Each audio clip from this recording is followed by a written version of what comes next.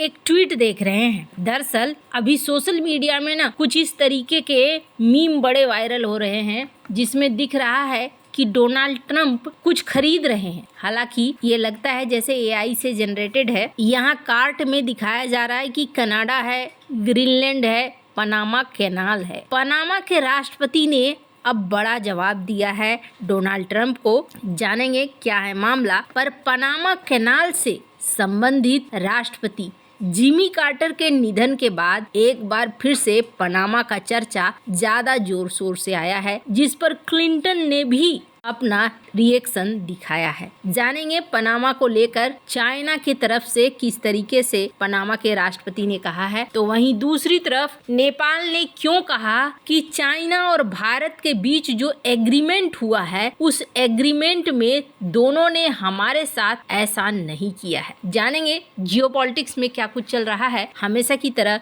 CIS news network के इस episode में जानने को मिलेगा बहुत कुछ। आइए जानते हैं इन खबरों को विस्तार से। जिमी कार्टर एक ऐसा नाम जिसको अगर आप देखेंगे तो दो तरह के चेहरे इनके नजर आएंगे आपको। कुछ लोग ये कहते हैं कि ये बहुत ही अच्छे इंसान थे, लेकिन कुछ लोग मानते हैं इंसान तो अच्छे थे पर राष्ट्रपति अच्छे नहीं थे। इनका निधन हो चुका है। 100 साल की उम्र में इनका निधन हुआ और इस निधन के साथ बहुत तरह के संदेश सोशल मीडिया से लेकर वर्ल्ड मीडिया में आ रहे हैं, जिसमें इनकी उपलब्धियों को लेकर भी चर्चा हो रही है। ये अमेरिका के ऐसे राष्ट्रपति थे जिनको नोबेल शांति पुरस्कार भी दिया गया। 4 साल के इनके राज्य में एक बात तो है कि जंग नहीं हुई। बहुत बड़ी उपलब्धि कहें तो इन्होंने इजराइल और मिस्र के बीच में, इजिप्ट के बीच में समझौता कराया, शांति स्थापित करवाई और एक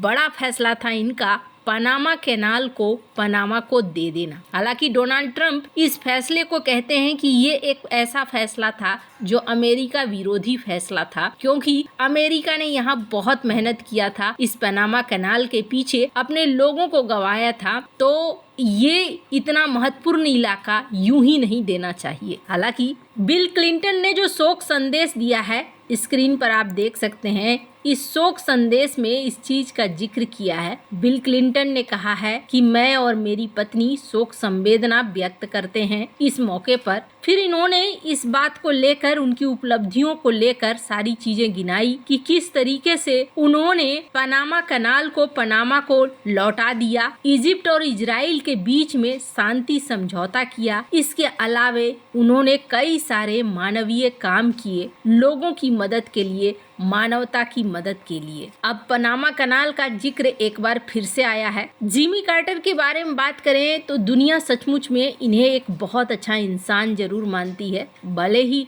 राष्ट्रपति के तौर पर कुछ लोग कुछ कहें और कुछ लोग कुछ कहें, पर दुनिया एक चीज के लिए एकमत होती है कि जिमी कार्टर एक बहुत अच्छे इंसान थे। अभी अगर आप देखेंगे ना तो कुछ इस तरीके के मीम बड़े वायरल होते हैं, जिसमें आपको दिखेंगे डोनाल्ड ट्रंप अपने कार्ट में कनाडा को, ग्रीनलैंड को, पनामा कैनाल को ऐड करते हुए दिख रहे हैं। अब इनके टीम के बारे में स्क्रीन पर एक आर्टिकल देख सकते हैं, जिसमें ये कहा जा रहा है कि इनके मन में एक बड़ा प्लान है, यूं ही बयान नहीं दिए जा रहे हैं। एक बात तो है कि इतने बड़े लोग यूं ही बयान नहीं देते हैं। हाल ही में क्या हुआ, क्रिसमस की बधाइयां जब दी तब भी डोनाल्ड ट्रंप ने इसका चर्चा किया। उन्होंने उन चाइनीज सैनिकों को भी बधाइयां दी जिनको कहा गया कथित तौर पर कि ये पनामा कैनाल के पास तैनात किए गए हैं। हालांकि पनामा के राष्ट्रपति ने यहाँ पर जवाब दिया है। स्क्रीन पर एक ट्वीट देख सकते हैं जिसमें पनामा के राष्ट्रपति ने कहा है कि ये सारी बातें गलत है, आप फ्री हैं, आइए आप आकर देखिए यहाँ पर कि तैनात हैं कि नहीं तैनात हैं। दुनिया फ्री है, जो आना चाहता है यहाँ आए और देखे। हालांकि नवनिर्वाचित राष्ट्रपति डोनाल्ड ट्रंप के बयान के बाद कई प्रदर्शन भी देखने को मिले हैं, जो डोनाल्ड ट्रंप के इस बयान को लेकर है कि वो चाहते हैं पनामा कैनाल को एक बार फिर से हासिल करना। पनामा कैनाल एक ऐसा मुद्दा है जो इस वक्त चर्चा में है। हालांकि ग्रीनलैंड भी है, कनाडा भी है, पर आने वाले समय में देखने वाली बात होगी। कहा जा रहा है कहीं ऐसा न हो कि जिस तरीके से डोनाल्ड ट्रंप आक्रामक बन रहे हैं। ABC न्यूज का ये आर्टिकल देख सकते हैं। ये भी अंदाजा लगाया जा रहा है कि कहीं ऐसा न हो कि पनामा कनाल के वजह से चाइना और रूस की तरफ पनामा ज्यादा ढकेलता चला जाए, मतलब कि वो उनकी तरफ आकर्षित होता चला जाए, उनका सहारा लेना शुरू करे, जो कि अमेरिका के लिए और भी ज्यादा बुरा होगा। खैर, आने वाले दिनों में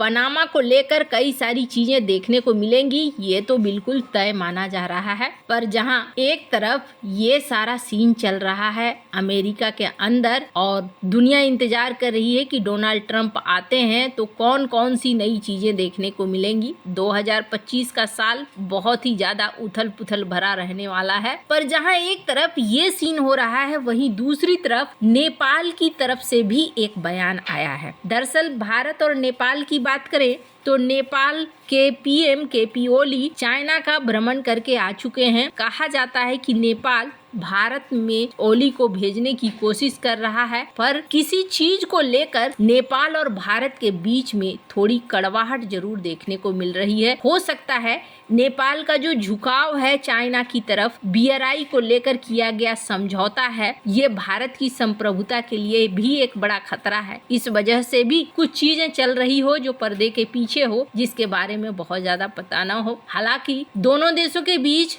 जो नॉर्मल हमेशा से चलता आ रहा है, जैसे कि स्क्रीन पर एक आर्टिकल देखिए, नेपाल के आर्मी चीफ को भारत की तरफ से सम्मान दिया जा रहा है और ऐसा ही अभी हाल फिलहाल में भारत के आर्मी चीफ गए थे तो नेपाल में भी सम्मान मिला है। तो जो चीजें पुरानी चलती आती हैं वो चीजें पुरानी चल रही हैं, उसमें कोई दिक्कत नहीं है। पर इधर चाइना और भारत ने एक एग्रीमेंट किया जिसके तहत इन्होंने LAC में अपने समझौते किए और इस समझौते के साथ साथ एक और फैसला किया गया। कहा गया कैलाश मानसरोवर की यात्रा को एक बार फिर से शुरू किया जाएगा और चाइना ने जो इसे बंद रखा था वो भी सहमत हो गया कि चलो ठीक है, हम इस रूट को अब फिर से खोलते हैं, आपके यात्री, आपके तीर्थ यात्री कैलाश मानसरोवर की यात्रा कर सकते हैं। अब इस चीज को लेकर जो रास्ता बना है, उस रास्ते को, हालांकि कई सारे रास्ते हैं कैलाश मानसरोवर पहुंचने के, उसको लेकर खुलासा किया है इनके प्रवक्ता ने, नेपाली गवर्नमेंट के प्रवक्ता ने। और इन्होंने कहा कि जो लोग कह रहे हैं कि लिपुलेख से होता हुआ रास्ता वगैरह तय हुआ है और इससे हमें किसी तरह की कोई दिक्कत है, तो आपको बता दूं सबसे बड़ी बात ये है कि न तो चाइना और न ही भारत, दोनों में से किसी गवर्नमेंट ने